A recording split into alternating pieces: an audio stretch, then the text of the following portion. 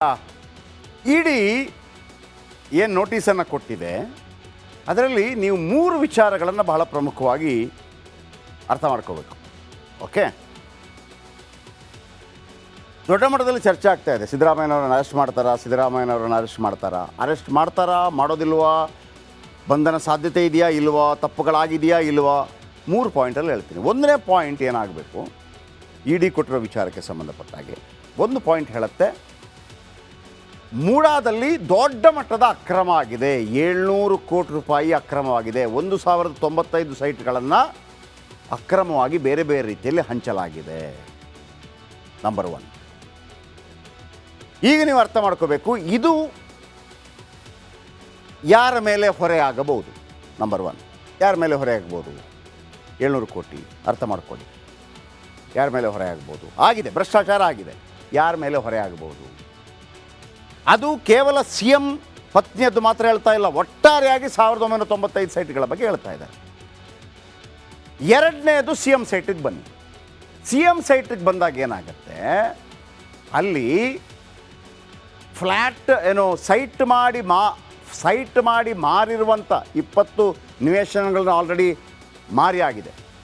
ವಸತಿ ಭೂಮಿ ಅಂತ ಕರೀತಾರೆ. ಆ ವಸತಿ ಭೂಮಿಯನ್ನು ಮಲ್ಲಿಕಾರ್ಜುನ ಸ್ವಾಮಿ ದೇವರಾಜ್ ಅವರಿಂದ ಖರೀದಿ ಮಾಡ್ತಾರಲ್ಲ, ಖರೀದಿ ಮಾಡುವ ಸಂದರ್ಭದಲ್ಲಿ ಅದು ಮುಡಾವಶದಲ್ಲಿರುತ್ತೆ. ಹೆಂಗೆ ಖರೀದಿ ಮಾಡಿದರು ಒಂದು ಪ್ರಶ್ನೆ. ಆಮೇಲೆ ಖರೀದಿ ಮಾಡಿದ 7 ವರ್ಷಗಳ ನಂತರವೇನೋ ಅದನ್ನು ಅವರು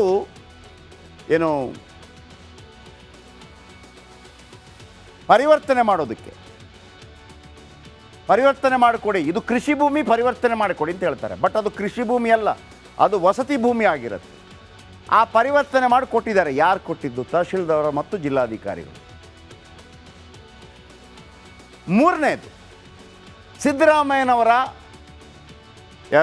ಆಪ್ತ ದಿನೇಶ್ ಪ್ರಭಾವ ಬೀರಿದ್ರು ಮತ್ತು ಫೋರ್ಜರಿ ಸಹಿ, ಅವರು ಅಂತ ಹೇಳಿಲ್ಲ, ಇಲ್ಲಿ ಫೋರ್ಜರಿ ಸಹಿ ಹಾಕಿದ್ದು ಪತ್ತೆ ಆಗಿದೆ. ಅದು ಯಾರು ಫೋರ್ಜರಿ ಅಂತ ಗೊತ್ತಾಗಬೇಕು. ಸಿದ್ದರಾಮಯ್ಯ ಆಪ್ತ ದಿನೇಶ್ ಪ್ರಭಾವ ಬೀರಿದ್ರಂತೆ. ಆಮೇಲೆ ಪಾರ್ವತಿ ಅವರಿಗೆ ಸೈಟ್ ನೀಡಿದ್ದಾಗ ಶಾಸಕರಾಗಿದ್ದರಂತೆ ಯತೀಂದ್ರ. ಇವರ ವಿರುದ್ಧ ಆರೋಪ ಮಾಡೋರೆಲ್ಲ ಹೇಳ್ತಾ ಇರೋದು 1998ರಿಂದ ಶುರುವಾಗಿದೆ ಅಂತೇಳಿ. ಆಯಿತಾ, ಬಂದೆ. ಈಗ ಹೇಳತ್ತೆ, ಹಾಗಿದ್ರೆ ಸಿದ್ದರಾಮಯ್ಯ ಸಿಕ್ಕಿಬಿದ್ರಾ? ಒಂದೊಂದೇ ಪಾಯಿಂಟ್ ಹೇಳ್ತಾ ಹೋಗ್ತೀನಿ, ನೀವು ಡಿಸೈಡ್ ಮಾಡಿ. ಸೈಟ್ ನೀಡುವಾಗ ಮಾರ್ಗಸೂಚಿ ಉಲ್ಲಂಘನೆ ಆಗಿದೆಯಂತೆ. ಸೈಟ್ ನೀಡುವಾಗ ಮಾರ್ಗಸೂಚಿ ಉಲ್ಲಂಘನೆ ಏನು 50-50 ಅದು ಇರಲಿಲ್ಲ. ಒಂದು, ನೀವು ಕೊಟ್ಟಿದ್ದೀರಿ. ಆಮೇಲೆ ಪ್ರತಿಷ್ಠಿತ ಜಾಗದಲ್ಲಿ ಕೊಡುವಂಥ ಅಗತ್ಯ ಇರಲಿಲ್ಲ. ಬೇರೆ 523 ಸೈಟಲ್ಲಿ ದೇವರಾಜ್ ಕಾಲೋನಿಯಲ್ಲೇನೋ, ಆ ಕಾಲೋನಿಯಲ್ಲೇನೋ ಬಾಕಿ ಇತ್ತು, ಅದನ್ನು ಕೊಡ್ಬೋದಾಗಿತ್ತು. ಆಮೇಲೆ ಸಾಕ್ಷ್ಯ ತಿರುಚಿ ನಿವೇಶನ ಹಂಚಿದ್ದಕ್ಕೆ ಸಾಕ್ಷ್ಯ ಸಿಕ್ಕಿದೆ. ಯಾರು ತಿರುಚಿದವರು ಸಿಕ್ಕಾಕೋತಾರೆ. ನಂಬರ್ 1, ಕೆಲವು ವ್ಯಕ್ತಿಗಳ ಲಾಬಿ ಬಳಕೆ, ಪ್ರಭಾವ ಬಳಕೆಯಾಗಿದೆ.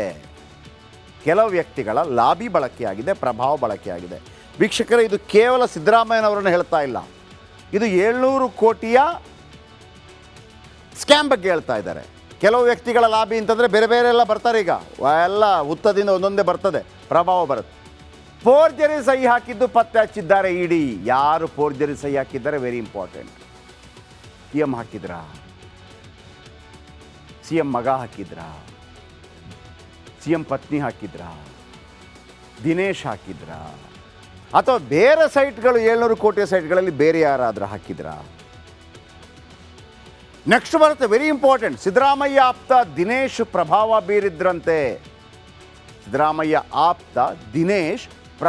ಬೀರಿದ್ರಂತೆ. ಈಗ ಮತ್ತೊಮ್ಮೆ ಬನ್ನಿ, ಆಲೋಚನೆ ಮಾಡಿ. ಸಿದ್ದರಾಮಯ್ಯ ಆಪ್ತ ದಿನೇಶ್ ಪ್ರಭಾವ ಬೀರಿದ್ರಂತೆ. ಇಲ್ಲಿ ಪ್ರಶ್ನೆ ಬರೋದು, ನೀನು ಪ್ರಭಾವ ಬೀರು ಅಂತ ಸಿದ್ದರಾಮಯ್ಯನವರು ಎಲ್ಲಾದರೂ ಹೇಳಿಕೆ ಕೊಟ್ಟಿದ್ದಾರಾ, ಅಥವಾ ಏನಾದರೂ ಲಿಖಿತವಾಗಿ ಕೊಟ್ಟಿದ್ದಾರಾ, ಅಥವಾ ಫೋನ್ ಮಾಡಿ ಯಾರಿಗಾದರೂ ಹೇಳಿದ್ದಾರಾ ಅನ್ನೋದು ಇಂಪಾರ್ಟೆಂಟ್ ಆಗುತ್ತೆ. ಅರ್ಥ ಆಯ್ತಾ? ಈಗ ನಾನು ಸಿದ್ದರಾಮಯ್ಯ ಆಪ್ತ ದಿನೇಶ್ ಎಂದು ಇಟ್ಕೊಳ್ಳಿ. ನಾನು DC ಕಚೇರಿಗೋ ಮತ್ತೊಂದು ಅವ್ರದ್ದೆಲ್ಲ ಡ್ರಿಲ್ ಆಗ್ತಾ ಇದೆಯಲ್ಲ, ಕುಮಾರ್ ನಾಯಕು ಇವರ ಇಡೀ ಡ್ರಿಲ್ ಮಾಡಿದಾಗ ನೀನು ಯಾಕಪ್ಪ ಮಾಡಿಕೊಟ್ಟೆ? ಇಲ್ಲ ಸರ್, ದಿನೇಶ್ ಅವರು ಹೇಳಿದರು. ಏನು ಅಂತ? ಮಾಡಿಕೊಡಿ CM, ಉದಾಹರಣೆಗೆ ಹೇಳ್ತಿರು. ಆಗ ಈಗ ನಾವು ಸಾಧಾರಣ ಇರುತ್ತಲ್ಲ, ಒಂದು ನಿಮಿಷ, ಹಲೋ ಅಣ್ಣ ಮಾತಾಡಿ ಅಣ್ಣ ಕೊಡ್ತೀವಲ್ವಾ, ಆ ಥರ ಏನಾದರೂ ಸಿ ಎಂ ಮಾತಾಡಿದ್ರಾ? ಸಿಕ್ಕಾಕೋತಾರೆ ಸಿ ಎಂ. ಬಟ್ ಅದು ಇಲ್ಲಿ ಕಾಣ್ತಿಲ್ಲ ನನಗೆ ಇಲ್ಲಿ ತನಕ. ಆಮೇಲೆ ಪಾರ್ವತಿಗೆ ಸೈಟ್ ನೀಡಿದ್ದಾಗ ಶಾಸಕರಾಗಿದ್ದ ಯತೀಂದ್ರ ಅವರೇನಾದರೂ ಫೋರ್ಜರಿ ಮಾಡಿದ್ರಾ? ಅವರೇನಾದರೂ ಒತ್ತಡ ಹಾಕಿದ್ರಾ?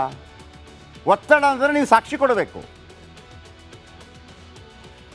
ಮುಡಾ ಮಂಡಳಿಯ ಸದಸ್ಯರು ಕೂಡ ಆಗಿದ್ದರು ಯತೀಂದ್ರ.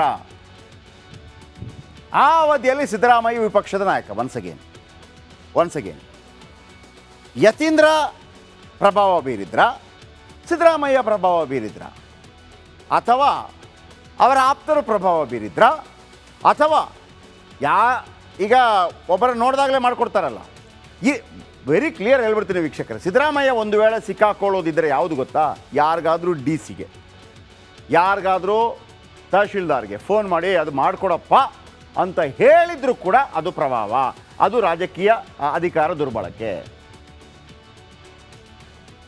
2014ರಲ್ಲಿ ಪರಿಹಾರ ಪತ್ರ ಬರೆದಿದ್ದ ಸಿದ್ದರಾಮಯ್ಯ ಪತ್ನಿ, ಅದು ಉಲ್ಲೇಖ ಆಗಿದೆ ಇಡಿಯಲ್ಲಿ.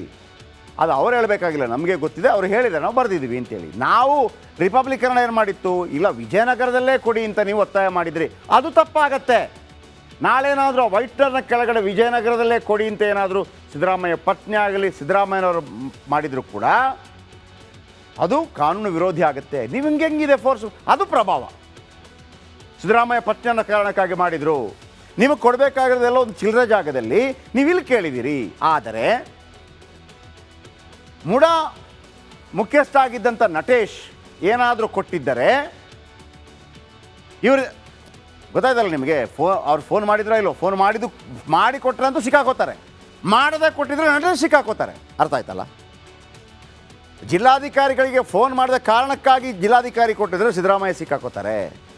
ಜಿಲ್ಲಾಧಿಕಾರಿ ಇಲ್ಲಪ್ಪ ಸಿ ಎಂ ಮನೆಯವರು ಬಂದಿದ್ದಾರೆ ಅಂತ ಅವರಾಗಿ ಕೊಟ್ಟಿದ್ರೆ ಕಾನೂನು ಏನು ಹೇಳುತ್ತೆ ಗೊತ್ತಿಲ್ಲ ನನಗೆ. ಅಧಿಕೃತ ದೃಢೀಕರಣ ಇಲ್ಲದ ವಾಕ್ಯವನ್ನು ವೈಟ್ನರಿಂದ ಅಳಿಸಿದ್ರು, ಅದಿದೆ. ಏನು ಬರೆದಿದ್ರು ಇಂಪಾರ್ಟೆಂಟ್. ಮುಡಾ ಹಗರಣ ಪಾರ್ವತಿ ಕೇಸ್ಗೆ ಸೀಮಿತವಲ್ಲ. 700 ಕೋಟಿಯ 1095 ಸೈಟ್ ಅಕ್ರಮ ಹಂಚಿಕೆ ಆಗಿದೆ. ಭೂಮಿ ಕಳೆದುಕೊಂಡವರ ಸೋಗಿನಲ್ಲಿ ಸೈಟ್ ಹಂಚಿಕೆ ಆಗಿದೆ. ಇದನ್ನೆಲ್ಲ ಯಾರು ಮಾಡಿದ್ದು? ಪ್ರಭಾವಿಗಳು, ರಿಯಲ್ ಎಸ್ಟೇಟ್ ಉದ್ಯಮಿಗಳಿಗೆ ಸೈಟ್ ಹಂಚಿಕೆ ಮಾಡಲಾಗಿದೆ. ಮತ್ತೊಮ್ಮೆ ಹೇಳ್ತಾ ಇದ್ದೀನಿ ವೀಕ್ಷಕರೇ, ಈಗಲೂ ಕೂಡ ಇದರಲ್ಲಿ ಸಿದ್ದರಾಮಯ್ಯ ಡೈರೆಕ್ಟ್ ಪಾತ್ರ ಇದ್ದಾರೆ ಅನ್ನೋದು ಎಲ್ಲೂ ಕೂಡ ಉಲ್ಲೇಖ ಆಗಿಲ್ಲ. ನಾನು ಹೇಳಿದ್ನಲ್ಲ, ನಾನು ಸಿದ್ದರಾಮಯ್ಯನವರ ಮಗ ಇರ್ಬೋದು, ನಾನು ಹೋದ ತಕ್ಷಣ ನಾನು ಕೆಲಸ ಮಾಡಿಕೊಡ್ತಾರೆ, ಸಿದ್ದರಾಮಯ್ಯನವರ ಪ್ರಭಾವ ಅಂತ ಆಗತ್ತಾ? ಸಿದ್ದರಾಮಯ್ಯನವ್ರಿಗೆ ಗೊತ್ತಿದ್ದು ನಾನು ಮಾಡಿದರೆ ಅದು ಸಿದ್ದರಾಮಯ್ಯನವರ ಪ್ರಭಾವ, ನಾನು ಗೊತ್ತಿಲ್ಲದೆ ಮಾಡಿದರೆ ಈ ಪ್ರಶ್ನೆಗಳು ಉದ್ಭವ ಆಗುತ್ತೆ.